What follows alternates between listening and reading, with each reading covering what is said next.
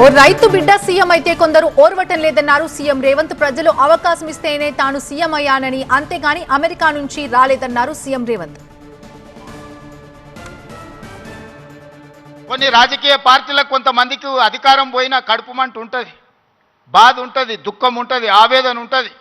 కొడుకులను ఏమేమో చేద్దాం అనుకుంటే ఎందుకు కాకుండా పోతురని తండ్రికి ఆవేదన ఉంటుంది. ఆవేదనతో ఆరోగ్యం కూడా దెబ్బతింటుంది. మీరు వాళ్ళ ఉచ్చులో పడితే ఎట్లా?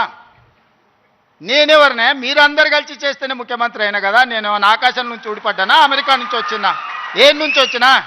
నల్లమల్ల అడవుల నుంచి, కొండారెడ్డిపల్లి నుంచి వచ్చిన ప్రొఫెసర్ కాసింది మాది పక్క ఊరే. మీ ఊరు నుంచి, మీ దగ్గర నుంచి గవర్నమెంట్ స్కూల్లో చదివి మీతో పాటు 20 ఏళ్ళు ఉండి జడ్పీటీసీగా, ఎమ్మెల్సీగా, ఎమ్మెల్యేగా, ఎంపీగా 20 సంవత్సరాలు మీతో పాటు ఉండి, మీతో పాటు పెరిగి, మీతో పాటు మీరు ఆశీర్వదిస్తేనే ఈరోజు తెలంగాణ రాష్ట్రానికి ముఖ్యమంత్రి అయినా. చదువుకోవడానికి గుంటూరు పోలేదు, లేకపోతే పూనా పోలేదు, లేకపోతే అమెరికా పోలే. నేను చదివింది ఇక్కడనే, పెరిగింది ఇక్కడనే, ఎన్నికైంది ఇక్కడనే. మా తాతలు ముత్తాతలు ఎవరు పెద్ద పెద్ద పదవులలో లేరు. మా నాయన పేరు చెప్పి నేను ఇక్కడికి రాలేదు. కష్టపడి మీరు ఆశీర్వదిస్తే ఇక్కడికి వచ్చిన. ఉన్న పదంగా ఒక రైతు బిడ్డ ముఖ్యమంత్రి అయితే ఎట్లా? దొరల చేతులు ఉండాల్సిన పెత్తనం పేదోళ్ళ చేతులకు పోతే ఎట్లా అని వాళ్ళకి ఆవేదన ఉంటుంది. అర్థం చేసుకోవచ్చు వాళ్ళ ఆవేదన ఏందో.